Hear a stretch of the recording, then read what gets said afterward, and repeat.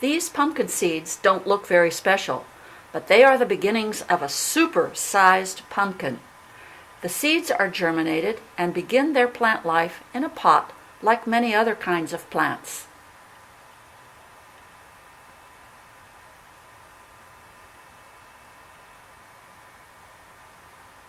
It is when they are transplanted into the ground that the real work begins.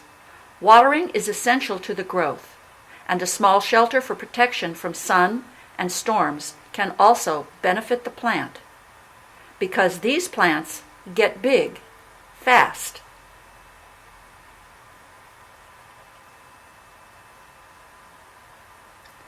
A watering system is laid out into the patch.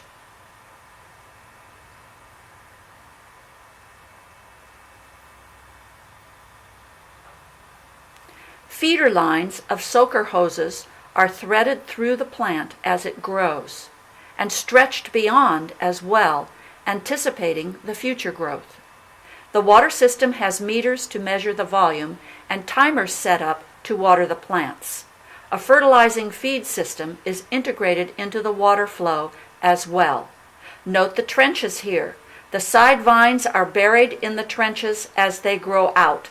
The stems will then root into the ground, which stabilizes the vine stems and the leaves, particularly in windy conditions.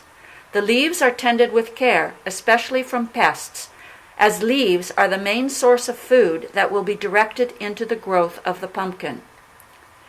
The main stalk gets very heavy as the plant grows. Any splits or cracks need to be treated with fungicide to retain the health of the plant.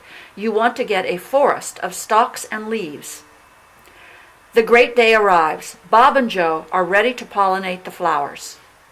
A female bloom has been chosen and her vital parts isolated from bug intervention by sealing the petals together.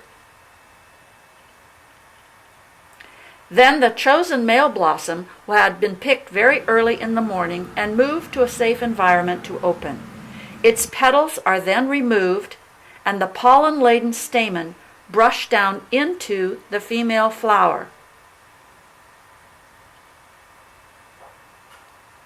The flower is again closed up to prevent bug contamination during the pollination. The female bloom has a bulb at the base of the flower that will become the giant pumpkin.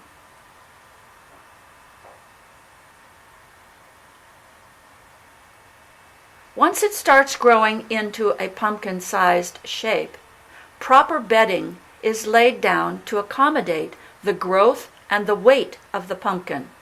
This one is going to get big. And 3 weeks later, yes, this is what we have. A growth rate of over 40 pounds a day. Queen Bess sits on her throne. Bob is spraying the skin with a calcium mixture which helps condition the outer surface. Grow lights are installed to wake up the plant early and keep it going as the autumn days shorten. A little cleanup, and at last Queen Bess is ready to harvest.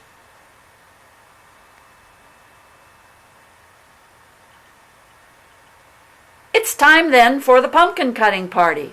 Friends and relatives and neighbors gather round for the big occasion. Joe gets the first cut. Then Bob frees the queen from her massive tangle of vines and leaves.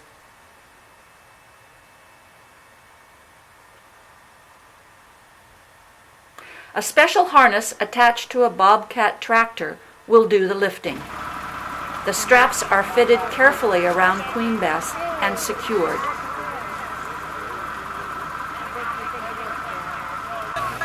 Slowly she is lifted and set down on a pallet and moved to the trailer.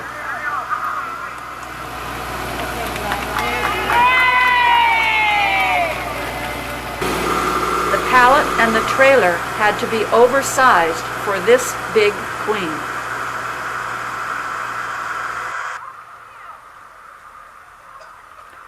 Friends and neighbors are very glad they came to witness the cutting of Queen Bess. Now it's early morning, and time to be moving on to the pumpkin show for the weigh-off. Queen Bess and her entourage depart for the show.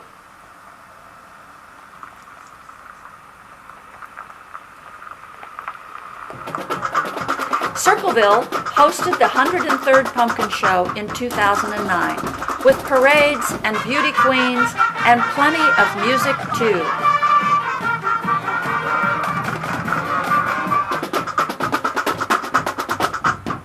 Next up we have Bob and Joe Liggett from Circleville. Been growing pumpkins for 17 years. But all eyes on the first day were focused on the center of town as the big moment arrives. Queen Bess is again lifted while Bob and Joe look on, set carefully down on the weighing scale.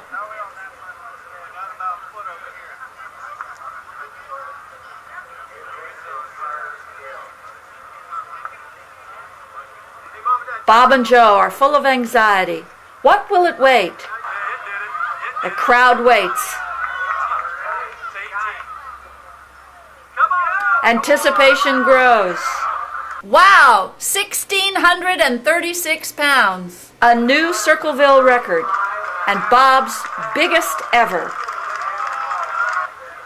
Congratulations, Bob and Joe Liggett. And afterwards, what do you do with a giant pumpkin? Well, first, cut it open and get the seeds out. Then let the grandkids have a fling with Queen Bess.